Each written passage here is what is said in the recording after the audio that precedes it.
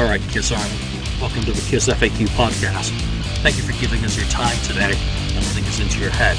I hope we don't do any damage. This is a Kiss-related podcast by the board, for the board. We hope that you enjoy.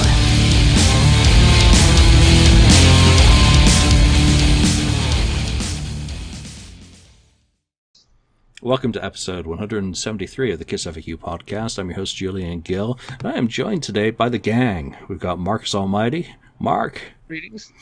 69th Blizzard, Ken.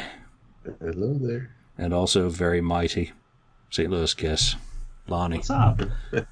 Yeah, as always, it's like putting the band back together, back into a comfort zone. I've been busy over the last couple of weeks, done a lot of podcasts with a lot of different guys, so I do thank you all out there for having me on your shows and having me talk about, well, in the case of the Destroyer podcast, about me. That was really nice. Good for the ego. All right, so we've got a few things to talk about before we get into today's topic, and first of all, the Gene Simmons vault.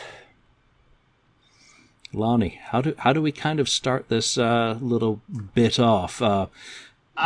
We can start it off by a text message I got yesterday afternoon from one of my best friends, and he said, "Kiss fans suck," and he's exactly right. I had to respond back that not all Kiss fans suck, but a good portion of them do. And I go, "What are you referring to? The Vinny drama? The vault drama?" And he said, "The vault drama." Yeah. And he told me to go on and look at this new group that's out there. And all it is bashing Keith and people unsatisfied, people who paid and got what they paid for.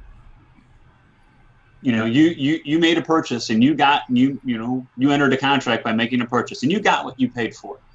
But it's pretty disgusting that people aren't satisfied. You got what you paid for, but you're still not satisfied because somebody may have gotten an extra signature, or somebody may have spent an extra 2 minutes with Gene Simmons, or somebody got an extra picture, or somebody's secret compartment gift was better than mine. So I'm not satisfied, even though, well, I swiped my credit card, I typed my credit card number in, and I got exactly what I paid for. And at the time, when the vaults first went on sale, there was no secret compartment. That wasn't even on the table initially when they first went on sale, were they, Julian? Because I know you bought yours like the day of. Yeah, I don't remember when it comes to clicking. I don't think there was. I don't think it was mentioned. I don't think it was mentioned in the initial press release. Yeah. So those people that bought it right away, you got exactly what you paid for, and that was a bonus.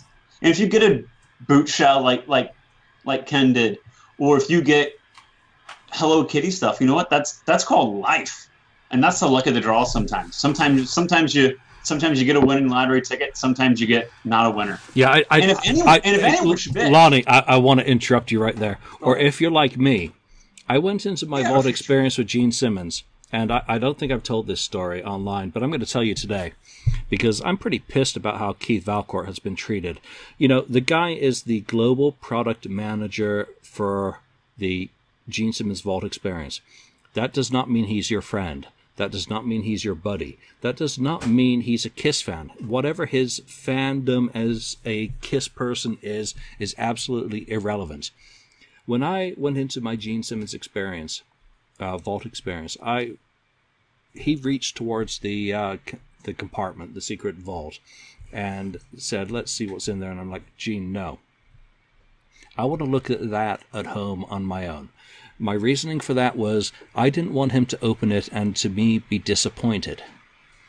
For me to react kind of negatively to, like, what the fuck is that? That dude just came out with a fucking watch and that's a used tampon? No. So I wanted to experience that on my own. I didn't want to have any negative vibes affect Gene and everyone else who was coming after me. And obviously everyone is different. You may be like, "Yeah, fuck it, Gene, open it right now. Show me what you're fucking giving me." And that's perfectly fine. That's as valid as me. I'm not judging you. I'm not saying anything against you. What I'm saying is that I did not want to feel bummed out during my experience with Gene, not being impressed by what was in there. And you know what? It was just as fucking well, because I took my vault back to the car, and when I was with someone, he was like, "You've got to fucking open it. What's in there, man? You cannot wait." And again, I was going to open mine live on this show, and I'm so glad I didn't, because it was fucking empty. And maybe that would have been better with Gene, for me to open it up and, "Yo, what the fuck, Gene? It's empty." And then it would have been, he got out his wallet and said, "Here." You know, it's one of those things. So he's like, the person who I was with was like, "Oh, you got to tell Keith. You got to tell Keith. You got to get this sorted. You got to get it sorted." And okay, we went back and, "Hey, Keith, my vault was empty. What the fuck?" And you know what? Keith sorted it out right then and there. 5 minutes later, he came up to me with some items and said, "Here, I'm sorry it happened. Here are some items that, should have been in your vault." What were the items? Yeah, I've shown everyone. Are they cool? Are they $10,000 items? No. But they are items that came from Gene's collection, and that's cool. What is more important to this point is that Keith immediately dealt with an issue, sorted it out, and made me feel like he'd given me his full attention. So I'm totally good with that whole concept and how everything worked out. That I got the vault home later, and after it had been knocked around in my car on the drive back to San Francisco, items in the vault had actually come loose. But Julian, you're just as bad as the rest of these people. You had to have more, didn't you? Yeah.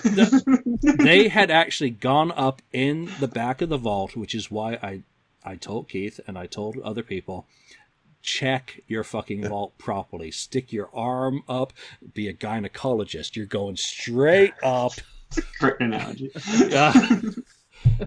And out of it fell a Clive Davis Grammy Award party show invitation in gold, and a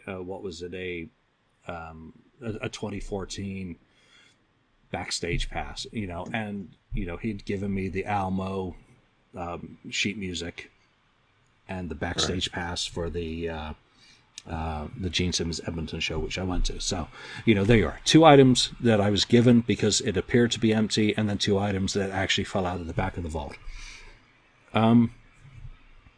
Cannot complain. How it was handled. So, a great deal of respect for Keith.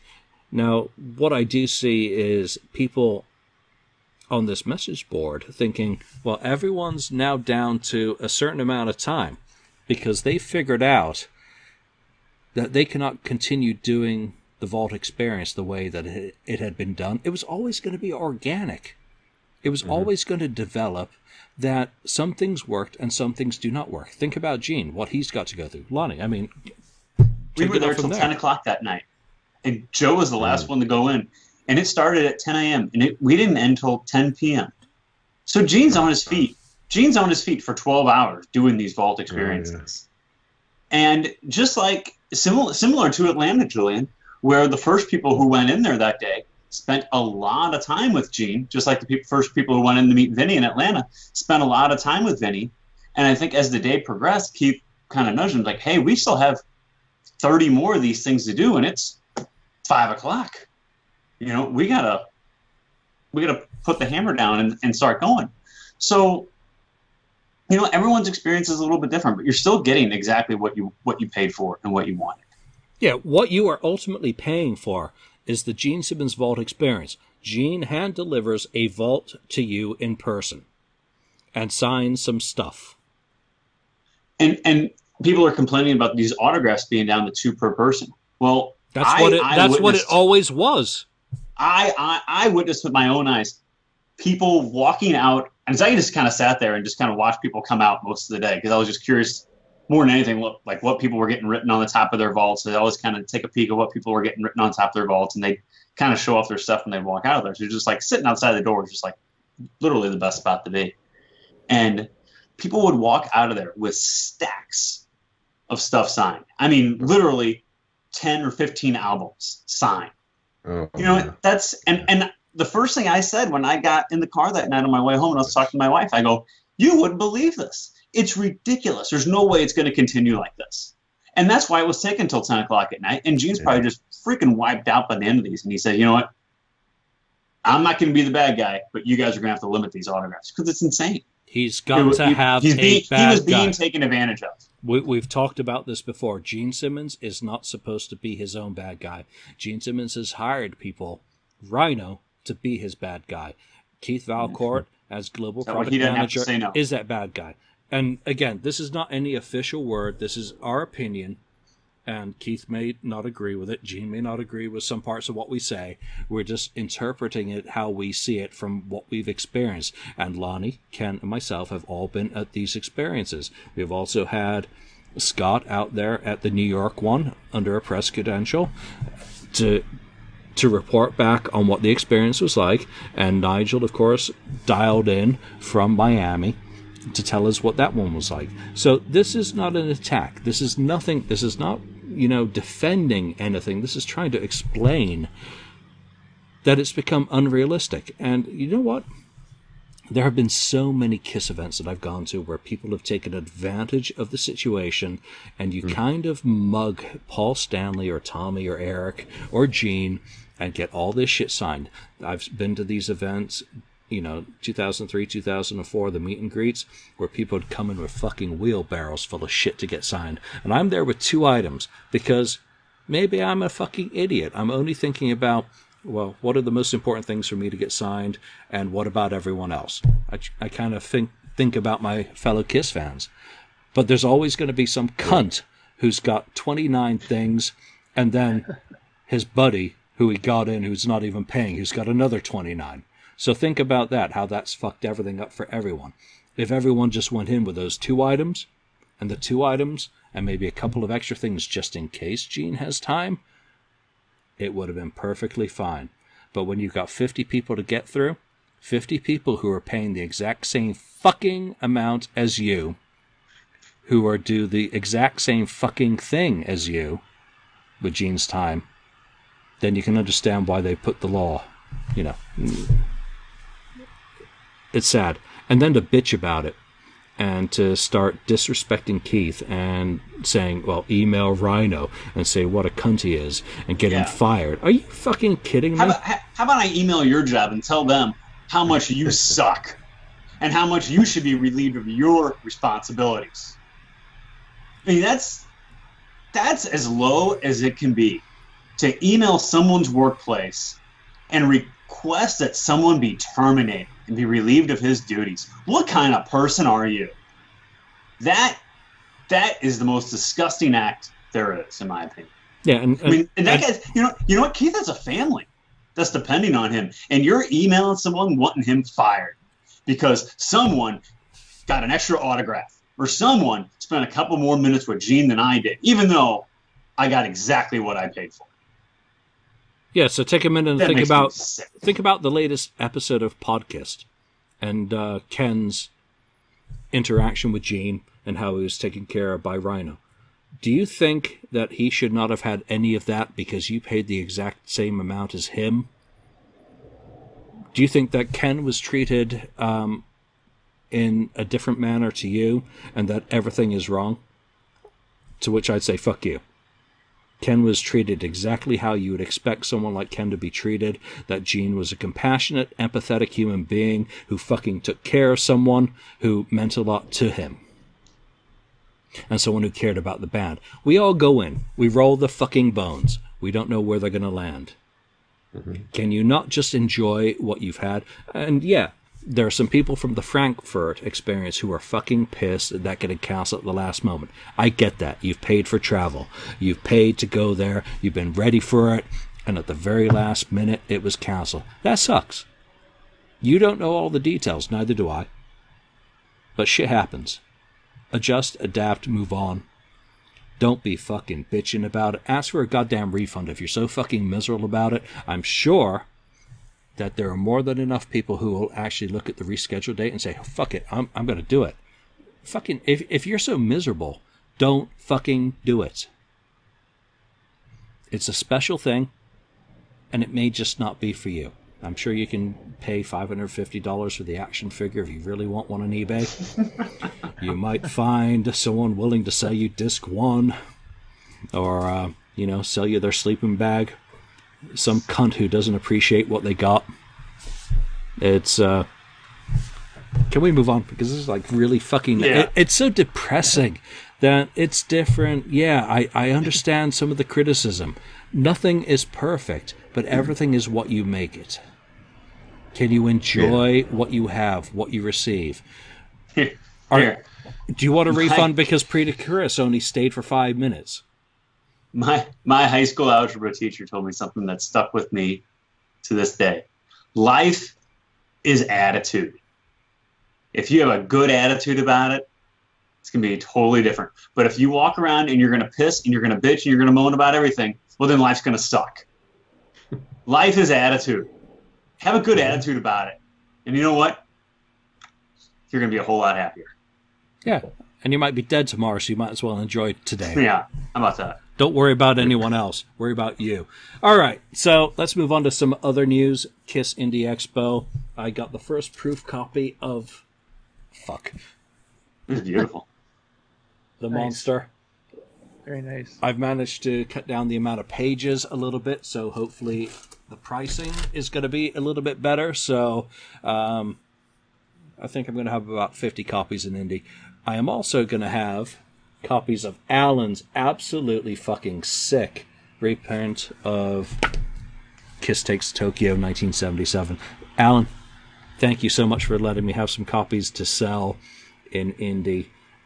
If you miss the opportunity, there's some extra little goodies inside each one of these, so I'm sure you'll be very pleased when you do buy them. I'm not jacking up the price for them either. $25. Nice. Mark, Cool. what's going on in your life? Give us an update on Project Gemini, what you're working on. How is the vinyl coming along? Well, I got the latest word from the pressing plant, and I'm not really surprised. I was told that I will have the finished product by the last week of April. I was hoping before that it would be done, but due to, and I don't know if you guys have noticed this at all, but in the Canadian news, there's been a lot of segments in the news lately about how vinyl has done a total resurgence in Canada as far as sales. Everywhere. And yeah, and so I'm guessing when that happens, pressing plants are going to have more business and more stuff going on. So, I haven't been like kicked out of the queue or anything, but it's just my stuff is in line with everything else. So, this time it's going to take a teensy bit longer to get my stuff done, but it shouldn't be any later than the last week of April. And after I get everything, I will ship it out. It's also got to remember too, Record Store Day is the 21st of April, so I'm guessing that there's a lot of acts who put in stuff for pressing as well this month because of that too. So there's the other delay right there. But yeah, it's going well. I'm working on the third album, as everybody knows, and that's going really well. I'm hoping that by the summertime I'll have that done as well. I already have the album cover finished. James, who did the cover for me on the first two, has already submitted the next album cover. It looks awesome. I will let people see it in due time, not yet, but it looks really good. I'm excited about that. And I can't complain. Everything's going good. And I have an update about more band-related stuff coming out tonight on my YouTube channel. Awesome. So we should have this episode up tonight, so you'll actually be current. Yes. All right. No other news, I don't think. I can't think of anything. Okay, Vinny's deleted his Let's see. Facebook and has come back. Ken, you got anything? Oh, you did buy one. I did not. Oh, I nice. did buy one, the Look at poster you. book. Yeah. Yeah, it's nice. I mean, Is it worth the hype? I think it is. I mean, I didn't pull out the posters, but I can see a couple of cool shots. Some are newer, and then there's some older. The old one with the red background, with the four of them on it. The original four The first with the album. red background. thing? You know that? It's around. Oh no, there's another red session. I think it's a Destroyer session. Oh, okay. It's hard to see, but I haven't pulled them out. But that's kind of Okay. a little I bit know which of one it. you're talking about. Them, But yeah. So yeah, it looks pretty cool. I don't know. I wasn't gonna get it, and then I said, oh, I'll get it to add it to my magazine collection. So I don't get everything, but I decided to get that. So they're actually talking about doing a Texas Expo as well. So I have Oh inquired. no, I thought that was a KISS convention instead of a Texas Expo. I have no fucking clue. They got the actual that was real KISS logo. That was Phantasm, and they were talking about. I have no idea. There might be a Dallas Expo, is what I think. Yeah, we'll see. We shall see. I've inquired about a dealer table for that. I might as well get everything out of the way in 2018, and I have no hopes for 2019. There's too much shit going on. So, yeah. Gene Simmons, of course, touring Australia, and now Ace Frehley is going to be opening up for him using Gene's band. That's cool. Interesting. 40th anniversary of the solo albums. Okay, so let's get into today's topic. We do actually have one. It's a little bit of a topic roulette. A whole bunch of different things that we came up with to talk about. And I guess number one is your favorite uplifting KISS song.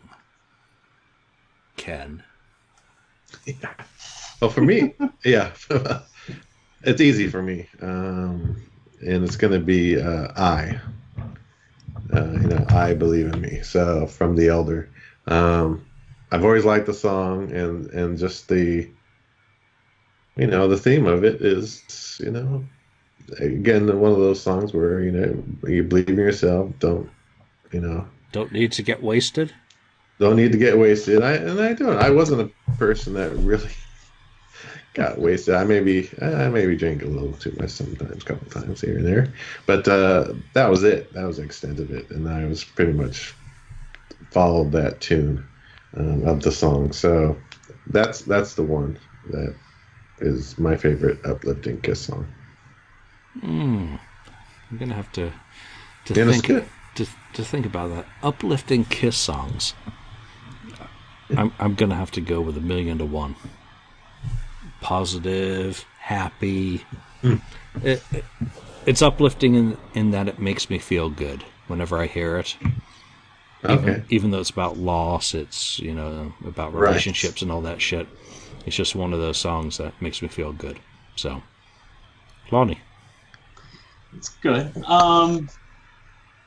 I is a song that I listen to get fired up. Last marathon I ran, I just kind of sat in my car before I got out, and I listened to Are You Ready by AC/DC, I by KISS, and I Believe by Bon Jovi, as goofy as that sounds, but it's just a good, just I Believe. Sure. But I listened to the three of them on a loop in my car for a half hour before I got out. Just like a fighter sitting in his dressing room waiting to come out. Just ready to pounce. And I listened to those on a loop. So, I is a great uplifting song. And another one for me is Eye of the Tiger. That's on that. Oh, you play that while you are right.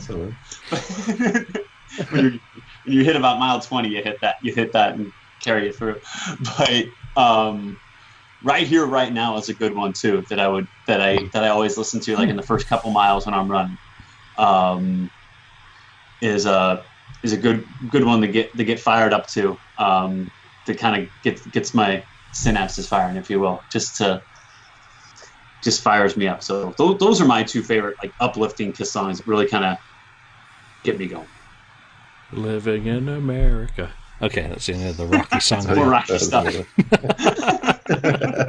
James Brown. All right, let's go up north. Mark. Well, when I saw... No. Detroit Rock City? Not Flaming Youth. No, nothing from that album. Sweet Pain. Nothing from that album. Not that album. Yes.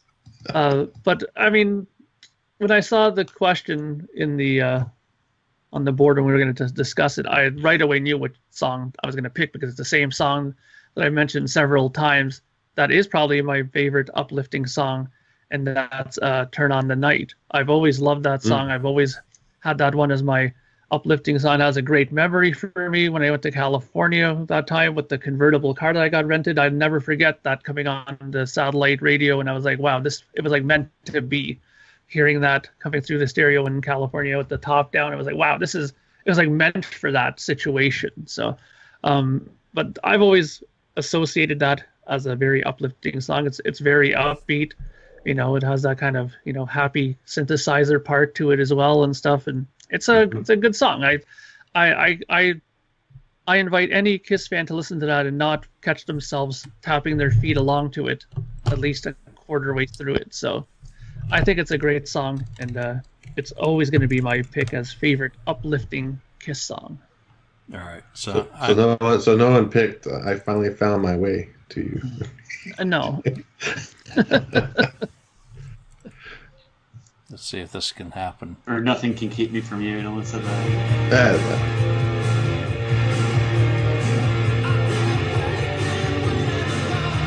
Okay, that's the demo. That's all you get. That'll be in the Paul Stanley vault. You know, Turn on the Night's a really fucking good song. And, you know, Mark, great pick. Yeah, I didn't think you'd go to Destroyer for your safety zone, so... All right, so let's move on to the next part of our topic, Roulette, and that is why did KISS or Universal? Let's rephrase that. Why did Universal pick Destroyer for the first colored vinyl? A lot of you have been lucky. You've already received your copies of the Red Swirl. The red. What other way to put it? The Red Swirl vinyl version of Destroyer, which uses the 2014 sleeve and plates. So it's nothing that you don't have if you haven't bought the vinyl already in the last few years. Why did they pick it? Well, because it's Destroyer. It's the best-selling studio album in the catalog. I wouldn't have done fucking red. I would have done orange, something that matched a little bit more with the color palette of the cover. But there you go. Bye, Lonnie. Yeah, the orange. Well, you know, I could see they did it because, well, one of the things is it's probably one of their better sellers on an average, right? Every year it probably sells maybe more than any other KISS album, maybe except maybe Live or something. But smashes. Yeah, the other thing is, you know, and maybe, I mean, they did 3,000.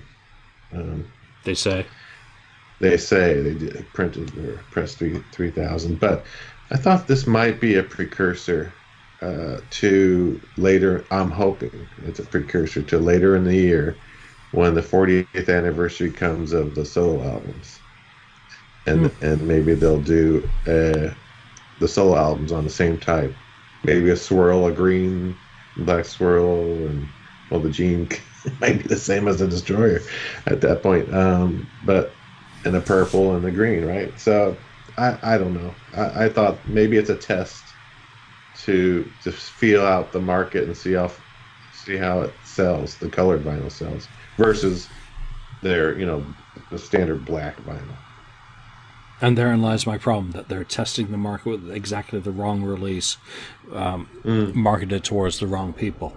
Yeah, it's cool. I'm very happy that they're actually doing anything. But who comes up with these fucking ideas? Who actually sat down with Universal and said, let's do a dirty red, it's basically dirty red vinyl pressing of Destroyer. Why did that person not sit down and say, let's do a fucking gray, silver, gold pressing of the very best of KISS, something that is not already available in vinyl format, has not been available in vinyl format.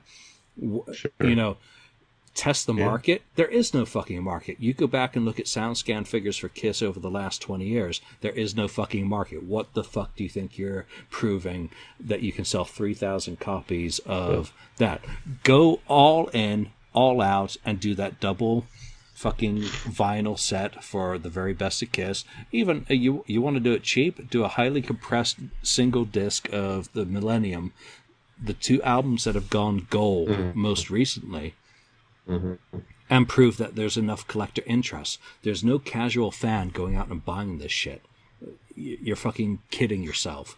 You're never gonna get... Look at the stats for Love Gun Deluxe. First week sales.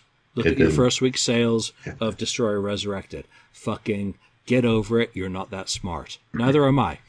Instead, cater to the people who are going to pay that premium And maybe, like Ken, you just said, think about the 40th anniversary. Well, why didn't they think about the 40th anniversary of Alive 2? They missed that fucking thing big time. Yeah, last year. Yeah. Do you know what? One thing that I'm kind of scratching my head about a bit is why didn't they wait a little bit and turn this release into a record store day thing? Because if they wanted to go into more, to gather more people into it, I know a lot of people go to record store day because of that. They love the hype of it, and they go and lots of people buy lots of things during that day. They collect their money. They wait for this day specifically.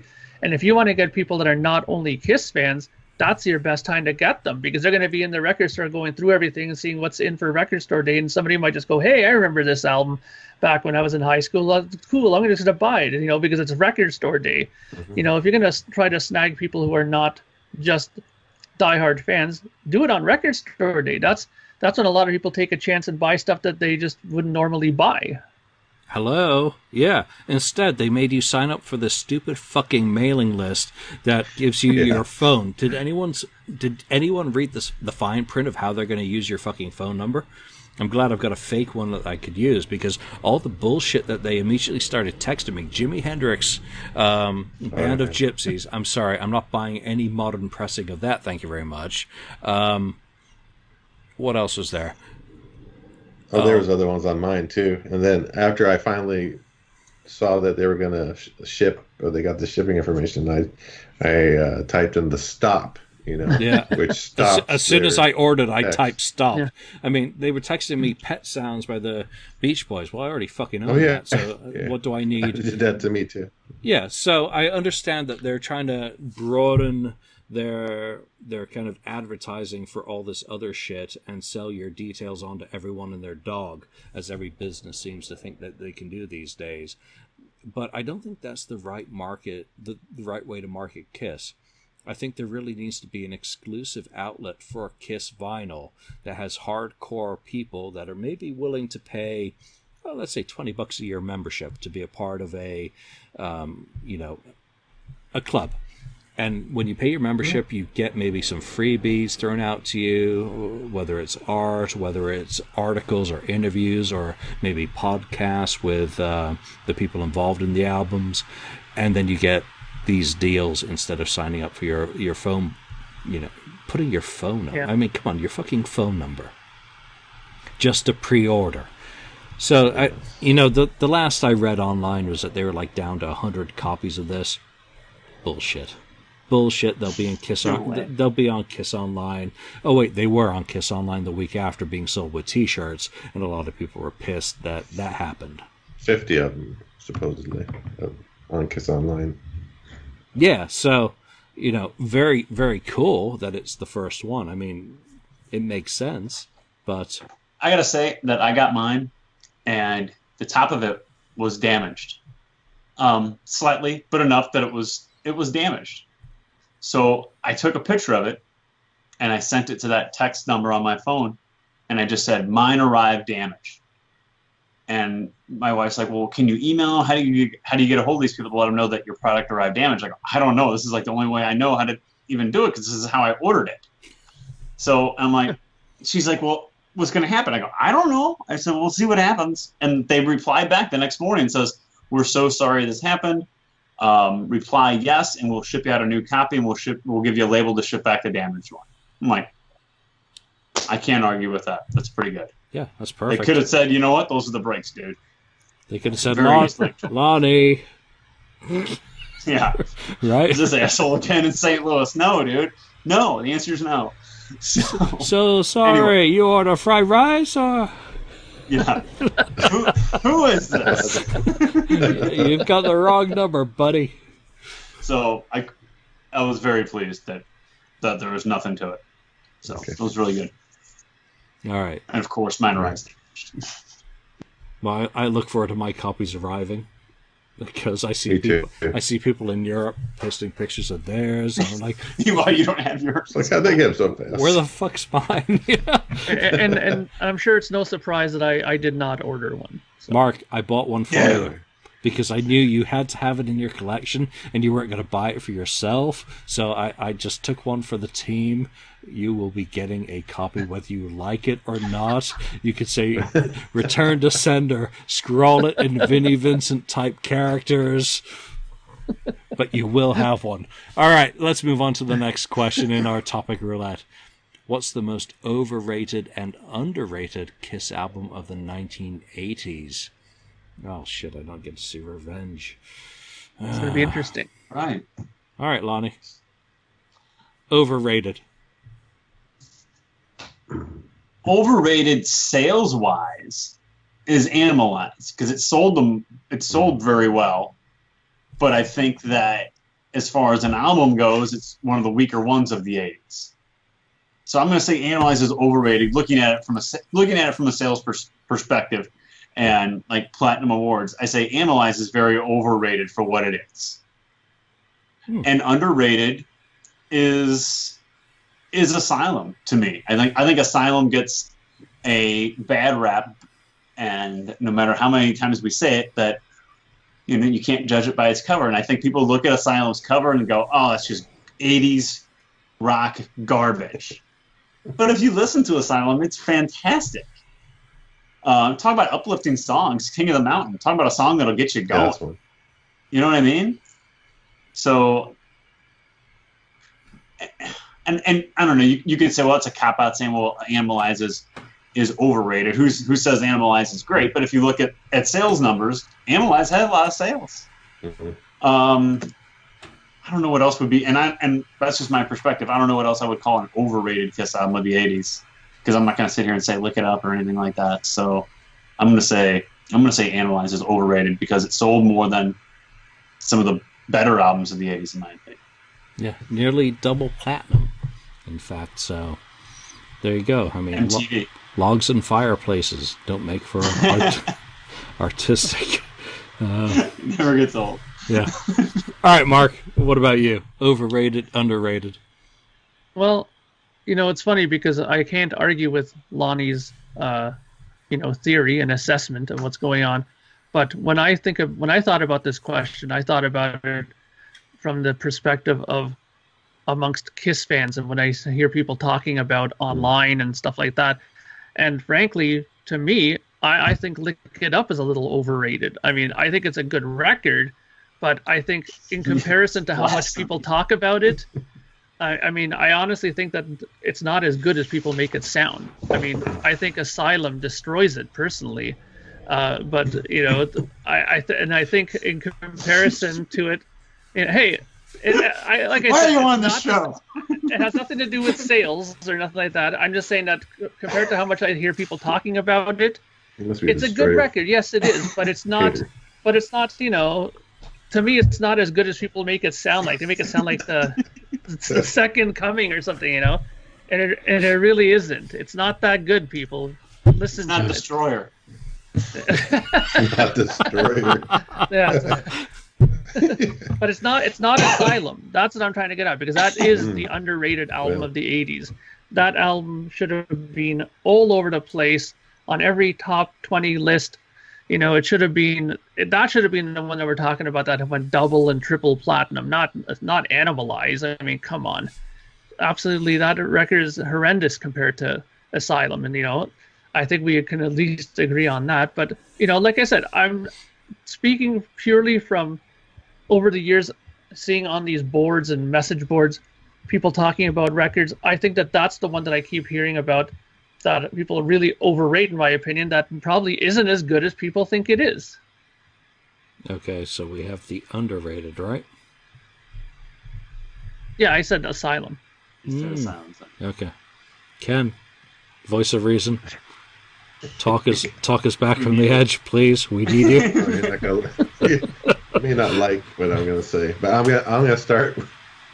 I'm going to start though with the most underrated, and the underrated is The Elder, music from The Elder.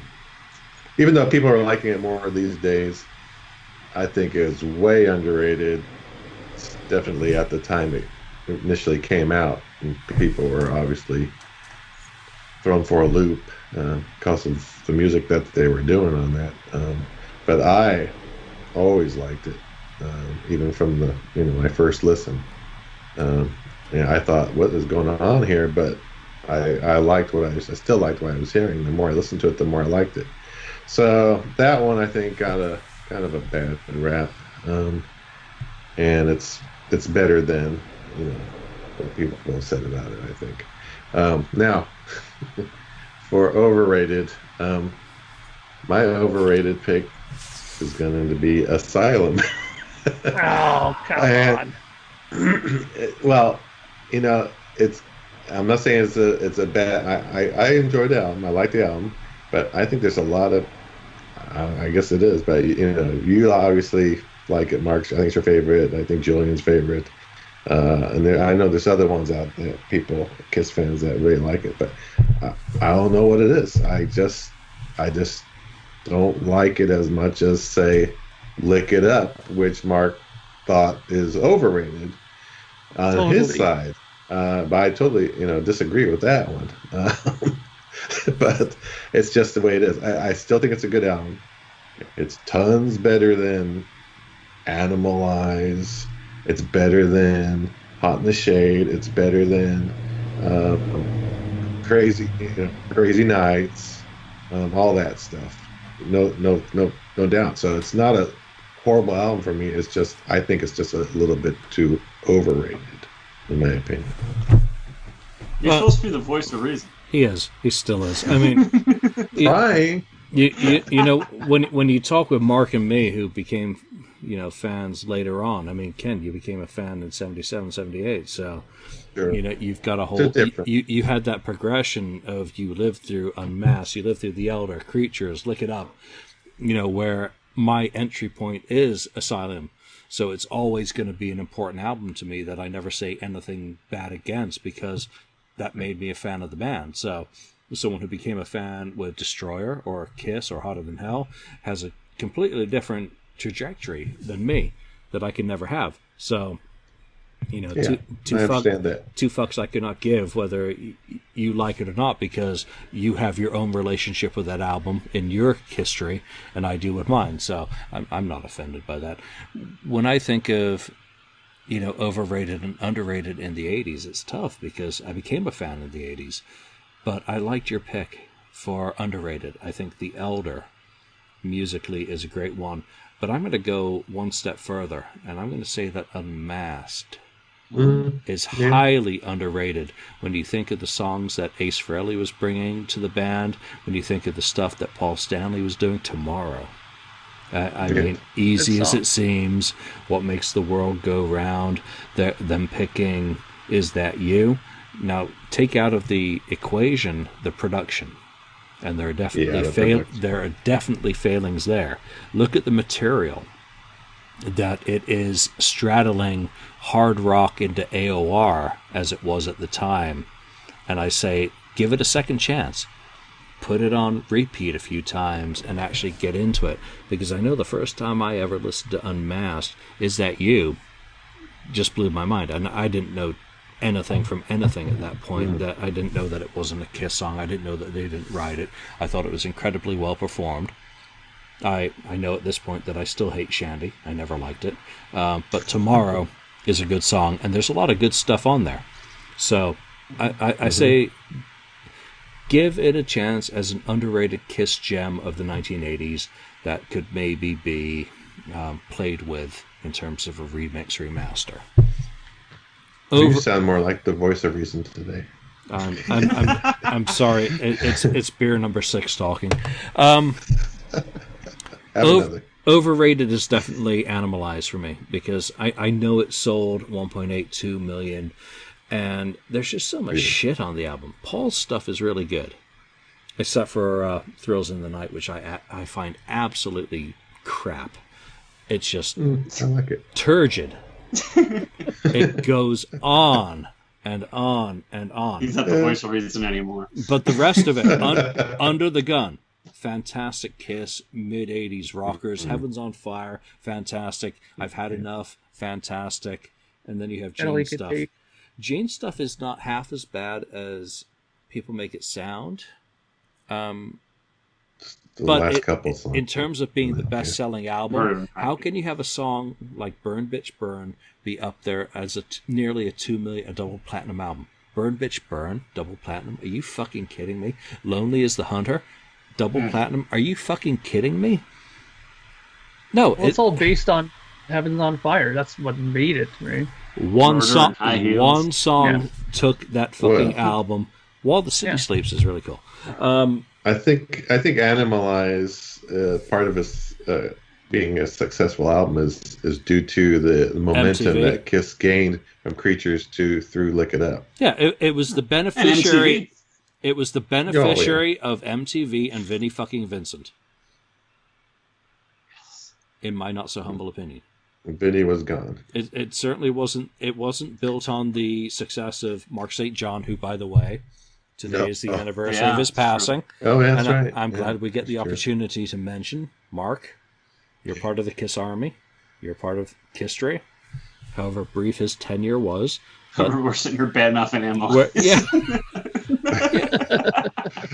Uh, yeah, but Mark was also a victim to Gene and Paul at that time. So think back to all the interviews that were given about how his work environment was. It's a very sad part of their time, and that's why it's overrated. Yeah, and also didn't Exposed come out around that time as well? I mean, didn't that could have maybe helped? a little later on. Yeah, that was later on. Animalized Was Live it? Yeah. Uncensored came out first, Asylum. Yeah. which definitely helped things Yeah. because as bad as it was in terms of the up-tempo, it was still a very visually appealing, representation of Kissery at the time. I mean, I can barely watch that one now. Just fucking Pretty cringeworthy. oh, totally makes me cringe. All right, so the last part of our topic roulette. Really? Color the first 6 studio vinyl Really? records. Crayons. All right, Ken, get out your crayons. That's not too difficult. Oh, well, let's see. The first album, I was thinking they could do like a silver pressing kind of with black, I guess. Silver and black. That was their main colors at the beginning. But more of a silver as the main color with black. If they could find a way to do something where it's really chrome-like, that'd be really cool. But I haven't seen it in any kind of pressing yet. So that would be the first album. Do you want to go to the second album? Yeah, just do them all. I'll go through them quick. 6. All right, Hotter Than Hell. Yeah, that's a tough one. Fire. I think I would do well, they got the fire on there. They have red, silver. Red and orange. I thought red and orange. Nope, I'm not going to do that one yet. So, red and orange later, maybe. I don't know. That's a tough one. I'm going to go with like a red with silver swirls going on in that one, maybe something like that. Next one is Just to Kill. Just to Kill is kind of a weird kind of deal because you got the black and white gray. You don't want to kind of get too close to my first choice was on the first album. So what are you going to do? I do white with black swirls or whatever mixed in, right? The main color is white, so I think that would work. Okay, next, the studio albums, right? Okay, so next one is Destroyer. The Destroyer is the one where we do more like the fire color. The red and the orange and yellow, whatever, to give it that kind of fire look. I guess it's more red and yellow. I don't know how they would do it, but yeah, that would work, I guess. What's next? I'm forgetting. No, Rock and Roll Over. Rock and Roll Over, of course. So Rock and Roll Over, I would give it like a blue. Some kind of blue, maybe a lighter blue, like the blue that's on the album. It's kind of a lighter blue, and mix in You could put orange, mix orange in with that, maybe, with the blue, the orange swirl kind of stuff. And then the next one, Love Gun, I'd be like that opaque green or whatever the color would be, that greenish color, with I guess maybe with a red swirl kind of stuff in with that. That might be a really pukey looking thing. Might be really ugly. But I don't know. That's a tougher one for me. So that's what I would do. That's brutal.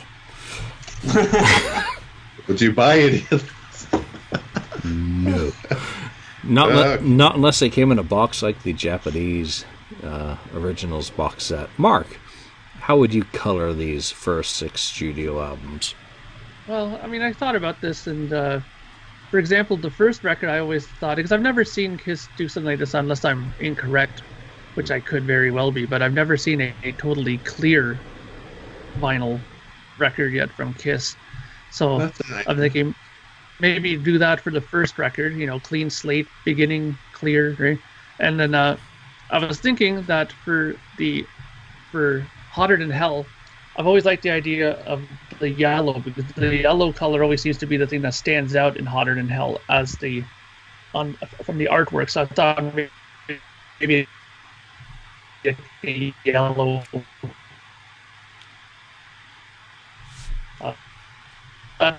Kill. Maybe, am I freezing or? Yeah, you're freezing a little bit. Yeah. Oh, okay. So for Dress to Kill, I was thinking maybe to do a sort of splatter vinyl that mixes the two colors, like the black and the white that's within it, to kind of give it a bit of a different look, right? Because you don't want to just make it like a black or just maybe not a solid white either, because this is weird. I know a lot of people don't like solid white albums for some reason. They always say that there's something to do with, they find that they get really dirty easy when you handle them too much. But anyways, I always found the white album to be very overrated. Let's put it that way. Yeah. So nice. But Destroyer, I'd sooner blowtorch it than color it. But what I would do for that. God, yeah, it has Detroit Rock City on it. What make it into a tray, right? Like they do on the vinyl. Maybe a nice turd brown would be nice for that color. Oh, what a bomb! There you go. That's Detroit Rock City, King of the Nighttime World. Wow. Yeah, that's a good idea. Like a nice diarrhea brown. That's perfect for that album. There you go.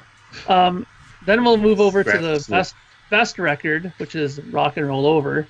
And I would always go for more the orangey type of color for that. I think that really suits it. And I have to agree with Ken for Love Gun. I think that sort of greenish aura that they have on there really suits that. And I think it would, while it might be an odd color to press on vinyl, I think that if you really, take a good look at some swatches and find a good green there to do, you can probably make a really nice green pressing of that. All right, I'm going to jump in here. Love Gun, aqua blue, translucent. A little bit like nice. Like someone else's album that I remember came out, Mark. That color, I think, would work absolutely perfectly. Project Gemini Blue. How about that? Nice. It kind of ties in, maybe a little bit tending towards the green to tie in with that, but that would work fine. It has to be bright orange for Rock and Roll Over. The primary orange on the cover has to be the color of the vinyl for that one. Dress to Kill has to be kind of that pastel-y purple for me, maybe with a little bit of a cream swirl in it, taking that beige, that, again, primary colors of that cover would just work. If you think of the Mexican Unmasked and how they got that really deep swirl effect going through it, if you had the pastel, the purple to the beige, it would be absolutely incredible. Dress to Kill, it's going to be horrible. It's going to be German Panzer tank green, that dark green of the cover, just solid. I don't want white, White vinyl sucks. No interest whatsoever. I want that dark. I want that green that I used to paint on my tanks as a kid. Like olive. Green you said on your models, yeah. Olive drab. I think it was called back. Olive drab. Yeah. That's it. Would be perfect for me. Hotter than hell has to be kind of flame effect. So I want red, orange, and white mixed in there in a kind of explosion. And then the first Kiss album is the most difficult one. I think, Mark, you said clear slate to begin with. I like that. I didn't consider it, but maybe clear with some sparkles in it. Yeah. If you can do like some metal kind of flaking or something in it. Yeah, totally. Yeah, but with a generally clear background, that would be awesome. And I have no idea if any of that is technically feasible. It's totally on aesthetics. So, Lonnie, you get to close us out with maybe the voice of reason on this. Black vinyl, black vinyl, black vinyl, black vinyl. Yeah, I went with first album being white because the black, the album cover itself being mostly black. How about the vinyl inside being white with maybe some black mixed into that? Second album, I went with orange, like the same color as the orange banner that says "Hotter Than Hell." That kind of orange for the vinyl itself, with maybe some black or some flames, like Julian was talking, mixed in. I thought that was a cool idea. Dress to Kill, I think you just got to stick with the black and white theme and just go gray for Dress to Kill, just to make it match the cover. Just kind of like a gray with maybe some black suits. Yeah, with maybe some black splashed in type stuff. Destroyer. It would certainly match the production. Gray. Yeah, there you go. Destroyer's already been chosen for us being the red. Rock and Roll Over. I like what you guys were saying about the orange, but I think maybe making it blue, like Ken had said, like the blue of the KISS logo in the corners, I think would be kind of cool and make it kind of match the cover itself. And for Love Gun, I just went with, I like Ken's idea of the green, but I went with kind of like a purple for Love Gun. It might be unique and make it different. But at the end of the day, does it really matter? No. Because you know what? We can put out any one of these albums, and you know what? KISS fans are just going to buy it. And not only we're going to buy it, we're going to buy two of them, one to open and one to keep. That's right. I've seen plenty of those on the internet already. People have their two copies, one to open and one to keep. So you know what? Why not do it for the rest of those original 5 albums? Because we've already shown the KISS fans are going to buy it. Someone was already selling one on eBay for like $79. God knows I needed another copy of Destroyer, so you know what I did? I went out and bought another copy of Destroyer. Oh, bought 2. We bought 2. One to open, one to to keep. Pardon the hell out of me. One to open, one to... See? And that's totally what's nuts, that they're already up on eBay, selling them for more than they were purchased for. And you can still buy it. You can still fucking buy them.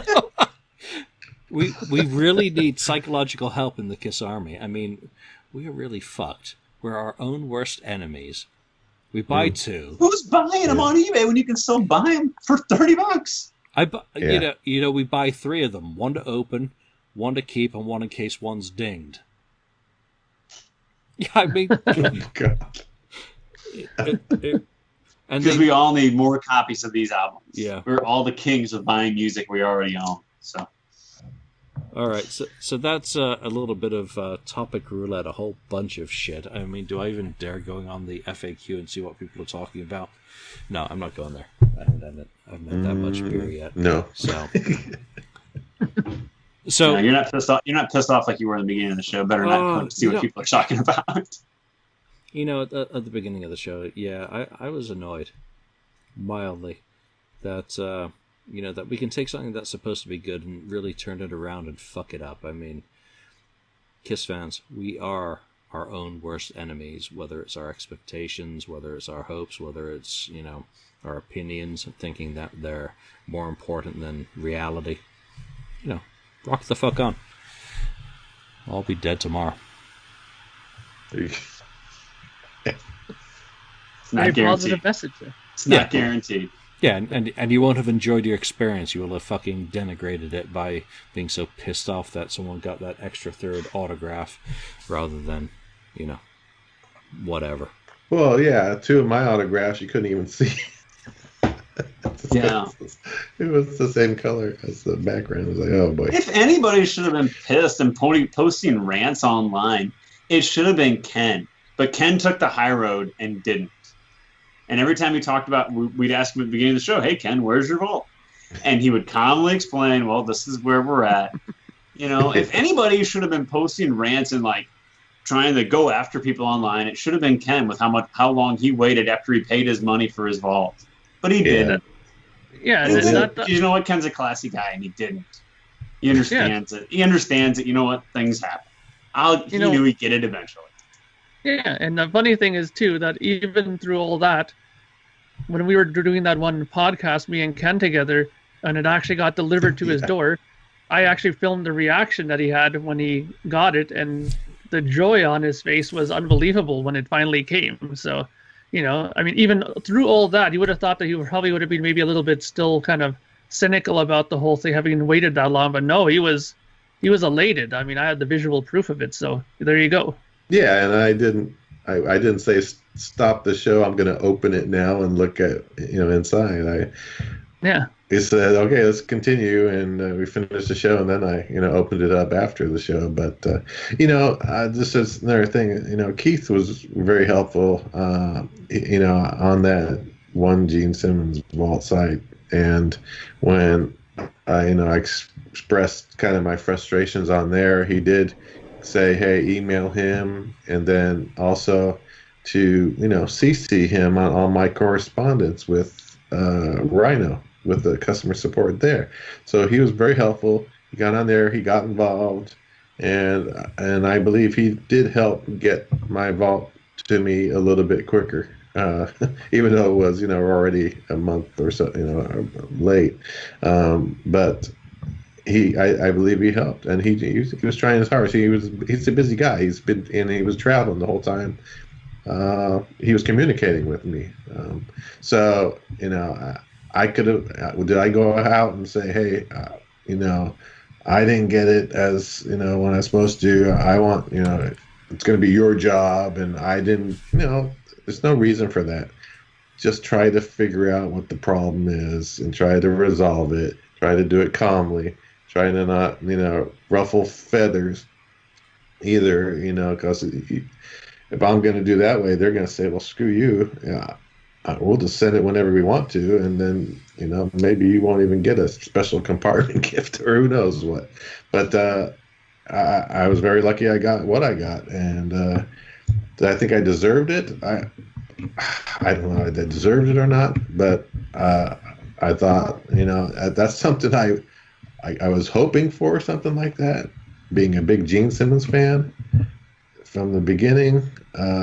So I just lucked out and won the lottery on that one, where I've never really won a lot of prizes or lotteries in the past when I played those kinds of things. So I've been a KISS supporter, and I just feel like, well, maybe it's finally, after all these years, something paid off. After sticking by them all these years, it's kind of just the KISS gods spoke or something. Yeah. So anyway.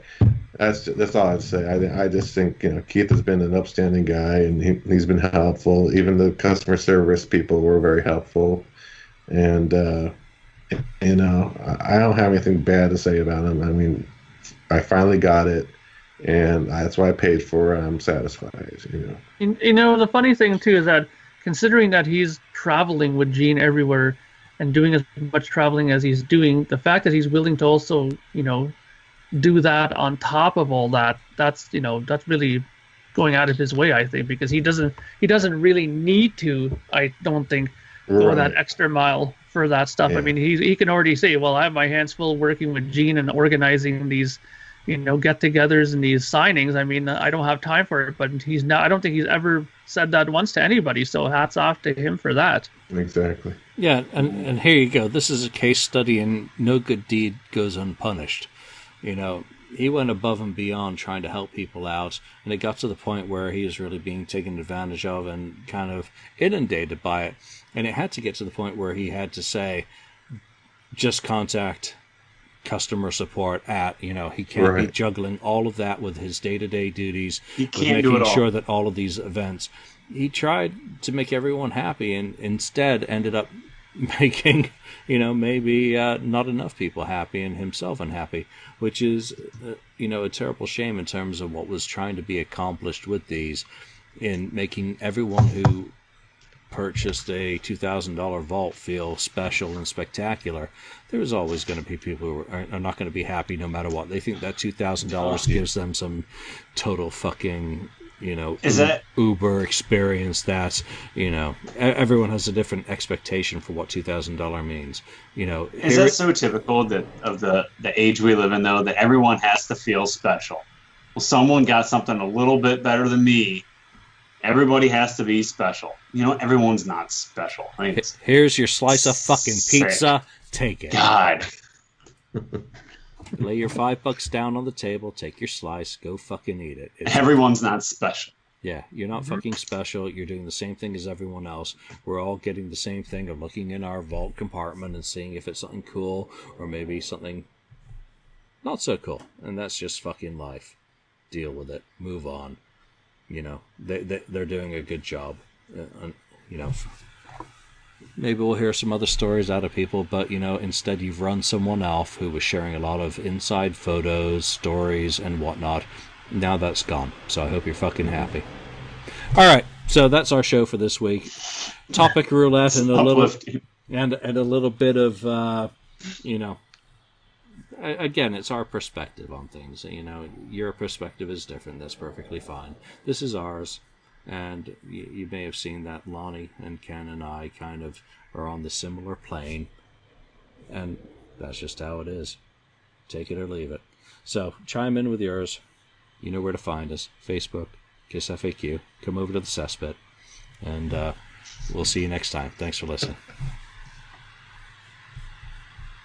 Thank you for spending time listening to the KissFAQ podcast today. All sales are final. There are no refunds. If you'd like, look us up on Facebook or come over to the KissFAQ message board and discuss the topic we broadcast today. Don't forget to rate us on iTunes, Spreaker, or wherever you've listened to the show. We hope you'll join us again.